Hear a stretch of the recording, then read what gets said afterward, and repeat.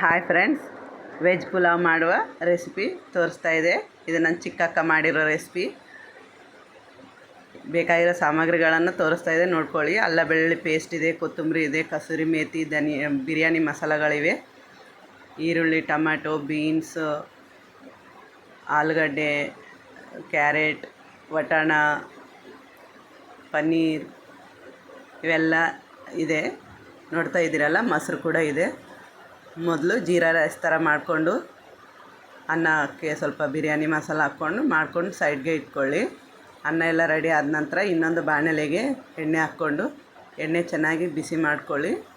ಬಿಸಿ ಆದ ನಂತರ ಬಿರಿಯಾನಿ ಮಸಾಲ ತೋರಿಸಿದೆ ಅಲ್ಲ, ಅದರಲ್ಲಿ ಏನೇನಿತ್ತು, ತೇಜ್ಪತ್ತ, ದಾಲ್ಚಿನ್ನಿ ಚಕ್ಕೆ, ಲವಂಗ, ಇಲಾಚಿ, ಕಾಳುಮೆಣಸು ಇದೆಲ್ಲ ಇದೆ. ಅದೆಲ್ಲ ಹಾಕ್ಕೊಂಡು ಚೆನ್ನಾಗಿ ಬಿಸಿ ಮಾಡ್ಕೊಳ್ಳಿ. ಬಿಸಿ ಆದ ನಂತರ ಇದಕ್ಕೆ ಸಣ್ಣ ಸಣ್ಣದಾಗಿ ಕತ್ತರಿಸಿಟ್ಟಿರೋ ಈರುಳ್ಳಿ ತೋರಿಸಿದೆ ಅಲ್ಲ, ಆ ಈರುಳ್ಳಿನ ಹಾಕ್ಕೊಂಡು ಚೆನ್ನಾಗಿ ಕಂದು ಬಣ್ಣ ಬರೋವರೆಗೂ ಫ್ರೈ ಮಾಡ್ಕೊಳ್ಳಿ.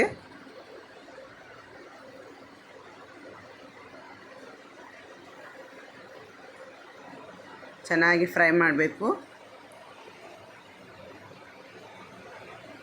ಫ್ರೈ ಆಗ್ತಾಯಿದೆ ಈರುಳ್ಳಿ. ಮೊದಲಕ್ಕೆ ಅನ್ನ ಮಾಡಿ ಇಟ್ಕೊಂಡಿದ್ರೆ ಏನೂ ಹಡಾವುಡಿ ಆಗೋದಿಲ್ಲ, ಬೇಗ ಆಗುತ್ತೆ. ಎರಡು ಒಮ್ಮೆ ಅಂದರೆ ಸ್ವಲ್ಪ ಆ ಕಡೆ ಈ ಕಡೆ ನೋಡಬೇಕಾಗುತ್ತೆ. ಅದಕ್ಕೆ ಮೊದಲೇ ಅನ್ನ ಮಾಡಿ ಇಟ್ಕೊಂಡಿದೆ. ಇದಕ್ಕೆ ಅಲ್ಲ ಬೆಳ್ಳುಳ್ಳಿ ಪೇಸ್ಟ್ ಸೇರಿಸಿದೆ, ಧನಿಯಾ, ಕೊತ್ತಂಬರಿ, ಪುದೀನ ಸೇರಿಸಿದೆ.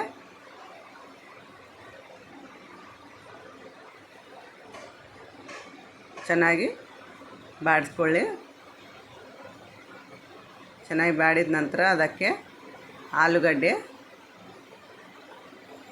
ಬೀನ್ಸ್ ಅದೆಲ್ಲ ವೆಜಿಟೇಬಲ್ಸ್ ತಯಾರು ಮಾಡಿ ಇಟ್ಕೊಂಡಿದ್ವಲ್ಲ, ಆ ವೆಜಿಟೇಬಲ್ಸ್ ಎಲ್ಲ ಹಾಕ್ಕೊಳ್ಳಿ. ಬೀನ್ಸ್ ಇದೆ, ಟೊಮೆಟೊ ಇದೆ, ಕ್ಯಾರೆಟ್ ಇದೆ, ವಟಾಣ ಇದೆ, ಎಲ್ಲಷ್ಟು ಫ್ಲವರ್ ಹಾಕಿದೆ. ಕ್ಯಾರೆಟು,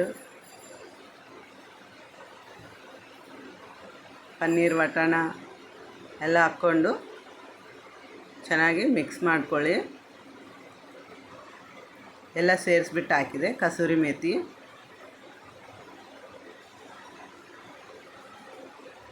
ಚೆನ್ನಾಗಿ ಮಿಕ್ಸ್ ಮಾಡ್ಕೊಳ್ಳಿ.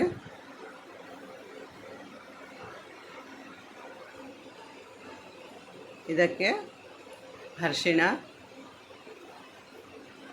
ಹಾಕ್ಕೊಂಡು ಚೆನ್ನಾಗಿ ತಿರುಕೊಳ್ಳಿ. ಅದನ್ನು ಚೆನ್ನಾಗಿ ಬಿಸಿ ಆದ ನಂತರ ಅದು ಚೆನ್ನಾಗಿ ಕುದಿಬೇಕು. ಎಲ್ಲ ಕಾಯಿಪಲ್ಯ, ಗರಂ ಮಸಾಲ ಹಾಕಿದೆ, ಖಾರ ಪುಡಿ, ಧನಿಯಾ ಪುಡಿ, ಎವರೆಸ್ಟ್ ಶಾಹಿ ಬಿರಿಯಾನಿ ಮಸಾಲ ಇದೆ, ಅದನ್ನು ಹಾಕಿದೆ.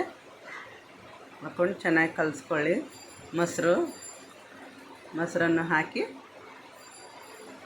ಚೆನ್ನಾಗಿ ತಿರುಗಿಕೊಂಡು ರುಚಿಗೆ ತಕ್ಕಷ್ಟು ಉಪ್ಪು ಹಾಕಿ ಇದನ್ನು ಸ್ವಲ್ಪ ಕುದಿಯಲು ಬಿಟ್ಟುಬಿಡಿ. ಸ್ವಲ್ಪ ಕುದಿಯೋವರೆಗೂ ಸೈಡ್ಗೆ